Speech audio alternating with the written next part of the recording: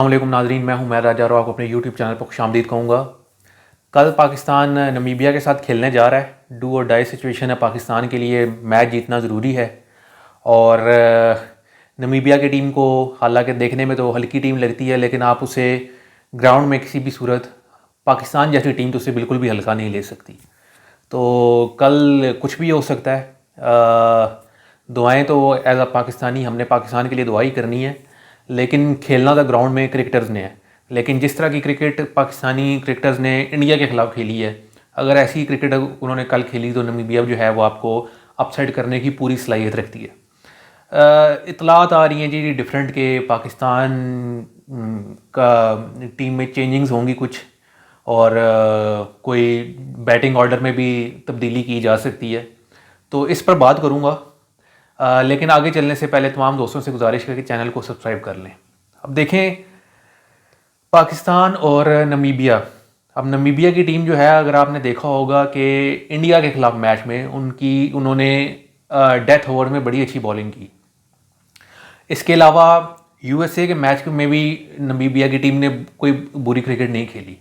तो अब पाकिस्तान की जैसी परफॉर्मेंस इंडिया के ख़िलाफ़ थी, और जिस तरह का मोराल इंडिया से हारने के बाद, जिस तरह ज़िल्लत में शिकस्त के बाद जो मोराल होगा पाकिस्तानी टीम का, उसमें नमीबिया की टीम जो है वो पाकिस्तान को बड़ा टफ टाइम दे सकती है। और T20 क्रिकेट में आप किसी टीम के बारे में कुछ भी नहीं कह सकते कि ये टीम फेवरेट है या ये टीम फेवरेट नहीं है।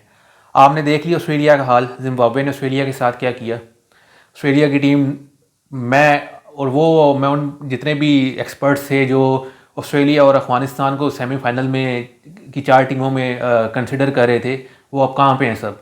ना अफ़गानिस्तान ने क्वालिफाई किया, ना ऑस्ट्रेलिया ने क्वालिफाई किया। हालांकि ऑस्ट्रेलिया की नॉकआउट होने पर मुझे बड़ा दुख है, क्योंकि ऑस्ट्रेलिया की टीम जो है वो क्रिकेट में एक फ्लेवर लेके आती है। और उसके ना होने से अब इंडिया के जो मैचेस हैं सुपर 8 में, वो वेस्ट इंडीज़ के साथ होगा, साउथ अफ्रीका के साथ होगा और तीसरा जिम्बाब्वे के साथ होगा। तो ये बड़ा हल्का सा ग्रुप लग रहा है। हालांकि T20 में आप कुछ कह नहीं सकते, लेकिन अभी भी बड़ी ऑस्ट्रेलिया के ना होने से एक जो क्रिकेट में जो एक जान आती है वो नहीं रहेगी। अच्छा, वापस आते हैं अब पाकिस्तान और नमीबिया के। अब नमीबिया की टीम जो है वो पाकिस्तान को बड़ा टफ टाइम दे सकती है। और जिस तरह की क्रिकेट पाकिस्तान खेल रहा है नीदरलैंड्स के साथ, अब सबने वो भूला हुआ मैच नीदरलैंड के साथ। आप मरते मरते जीते उनसे, ठीक है। अगर आपने नीदरलैंड ने आपको हरा दिया होता तो आप इस वक्त बाहर थे वर्ल्ड कप से। अब पाकिस्तान नमीबिया के साथ मैच में कह रहे हैं कि जी क्या चेंजिंग्स होंगी। कुछ कह रहा है कि पाकिस्तान का जो बैटिंग ऑर्डर जो है उसमें ये भी अब बातें चल रही हैं कि साहिबजादा फरहान को ड्रॉप करके फ़खर जमान को शामिल किया जाएगा। कुछ कह रहे हैं कि बाबर आजम से ओपनिंग कराई जाएगी। यहाँ पर मेरा एक क्वेश्चन है। मैं शुरू से, जब से वर्ल्ड कप स्टार्ट हुआ और जब से ऑस्ट्रेलिया की सीरीज़ हुई, मैं तब से ये कह रहा हूँ कि बाबर आजम का चौथा नंबर नहीं है। बाबर आजम की अगर T20 में जगह बनती भी है, अगर थोड़ी बहुत बनती भी है, तो वो एज एन ओपनर बनती है। इसके अलावा बाबर आजम की कोई जगह नहीं है। बाबर आजम जैसे ही मिडल ओवर्स में जब स्पिन अटैक आता है तो बाबर आजम वहाँ पर नहीं खेल सकता। ये सबसे बड़ी कमज़ोरी है बाबर आजम की, वो स्पिन नहीं खेल सकता। तो चौथे नंबर पर तो वो बिल्कुल भी नहीं जगह बनती।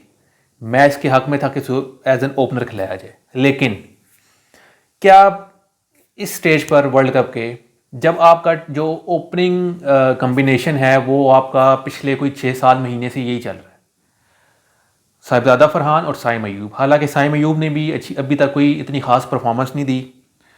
साइम अयूब जो टीम में अभी तक रुका हुआ वो अपनी बॉलिंग की वजह से। लेकिन मैं फिर भी यही कहूँगा कि आपको अपना ओपनिंग कॉम्बिनेशन इस वक्त इस स्टेज पर छेड़ने की ज़रूरत नहीं है। अगर ये आपको ये भी नहीं पता ड्यूरिंग वर्ल्ड कप, बीच में जाकर अब आपको याद आया कि जी हमने अपना बैटिंग ऑर्डर चेंज करना है, कॉम्बिनेशन चेंज करना है। ये चीज़ें वर्ल्ड कप से पहले की थी, जब आपके मैचेस हो रहे थे, जब श्रीलंका के साथ आपके मैचेस थे। श्रीलंका के साथ आपकी सीरीज़ हुई, बाबर आजम उस वक्त बिग बैश खेल रहा था और टीम में शामिल नहीं था। तो ये चीज़ें उस वक्त सोचने वाली थी। और अब अगर फ़खर जमान को शामिल किया जाता है तो उसे अगर एज एन ओपनर खिलाएंगे तो साहिबजादा फरहान के साथ आप क्या करेंगे? उसे टीम से बाहर निकाल देंगे। साहिबजादा फरहान ने नीदरलैंड्स के खिलाफ मेरा ख्याल है 30 से ऊपर स्कोर किया था और यूएसए के खिलाफ उसने 50 स्कोर की, तो आप उसे टीम से बाहर निकाल देंगे एक ऐसे बैट्समैन को जो 2 मैचेस में चला, सिर्फ इंडिया वाले मैच में उसकी नहीं चल सका। तो ये बहुत बुरा डिसीजन होगा। फ़खर ज़मान को आपने शामिल करना है, आप शामिल करें शादाब खान की जगह, फ़खर ज़मान को शामिल करें। आपने एक तो ऑलराउंडर्स ऐसे भर दिए जैसे जैसे लाट में माल निकल रहा होता है, ऐसे ऑलराउंडर्स टीम में डाले हुए। ऊपर से मुझे बताएं फ़हीम अशरफ की क्या यूटिलाइज़ करें आप? फ़हीम अशरफ को ना आपने उससे बॉलिंग करवानी है, पिछले 10-12 T20 मैचेस उठा कर देख लो उसने कितने ओवर्स कराए हैं, ना आपने उससे बॉलिंग करानी है, ठीक है, अच्छा जी ना, और आपने बैटिंग के लिए उसे भेजना है तो वो भी 8वें नंबर पर भेजना है जिस पर 16वें-17वें ओवर में वो क्या करेगा आगे वहाँ पर? मेरी अपनी नाक़िस राय में मेरी जो सजेशन है वो ये है कि अगर आपने फ़हीम अशरफ को खिलाना है तो उसे उसका बैटिंग ऑर्डर जो है वो तीसरे चौथे नंबर पे एज अ पिंच हिटर उसे आप ले आएँ, वो काफ़ी बेहतर परफॉर्मेंस वहाँ पर दे सकता है। उसका एक रोल डिफाइन कर दें कि आपने ये आपका रोल है और आपने इस पर पूरा उतरना है। फ़हीम अशरफ की नीचे कोई जगह नहीं। अगर आपने फ़हीम अशरफ को 7वें-8वें नंबर पर खिलाना है और उससे बॉलिंग नहीं करनी तो उससे बेहतर आप उसे टीम से निकाल दें। अब शादाब खान की जगह फ़खर ज़मान, और अगर आपने फ़हीम अशरफ को 8वें नंबर पर लाना है तो फ़हीम अशरफ को निकालें, उसकी जगह ख्वाजा नाफी को टीम में लेके आए, ठीक है, ये 2 हो गए। अच्छा जी, आपके पास अब बॉलिंग ऑप्शन में अब आपने शाहीन अफरीदी को, अब सुनने में यही आ रहा है कि कल हो सकता है शाहीन अफरीदी ना खेले, लेकिन आगे इनका मूड यही है कि उसे आपने रखना है साथ, बट जो आगे अगर सुपर 8 में पाकिस्तान पहुंचता है तो शाहीन अफरीदी आपके साथ होगा।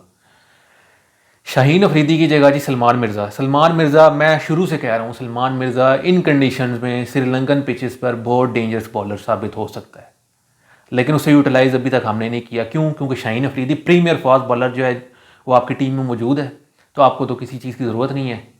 शाहीन अफरीदी तो स्वाब समझ के छक्के खाता है, सीधी सी बात है। अच्छा जी, सलमान मिर्ज़ा को आपने शामिल करना है। अच्छा, इसके अलावा मुझे बताएं अबरार अहमद, जिसकी मिस्ट्री स्पिनर हर कमज़ोर टीम के खिलाफ जी उसकी हीरो बना हुआ होता है, लेकिन बड़ी टीम के खिलाफ, इंडिया के खिलाफ आप देख लें जितनी वो मार खाता है स्वाब समझ के। और दूसरा, इसकी जगह आपने सुफियान मुकीम को शामिल किया होता, अबरार की जगह अगर आपने सुफियान मुकीम को शामिल किया होता तो वो आप इससे बेहतर परफॉर्मेंस दे देता। लेकिन यहाँ पर पसंद नापसंद की बेस पर पाकिस्तानी टीम में प्लेयर्स चुने जाते हैं और हो सकता है आगे भी यही होता रहे। अभी बातें चल रही थी कि जी बाबर आजम को टीम से निकाल देंगे, बाबर आजम नहीं खेलेगा, शादाब नहीं खेलेगा, शाहीन नहीं खेलेगा।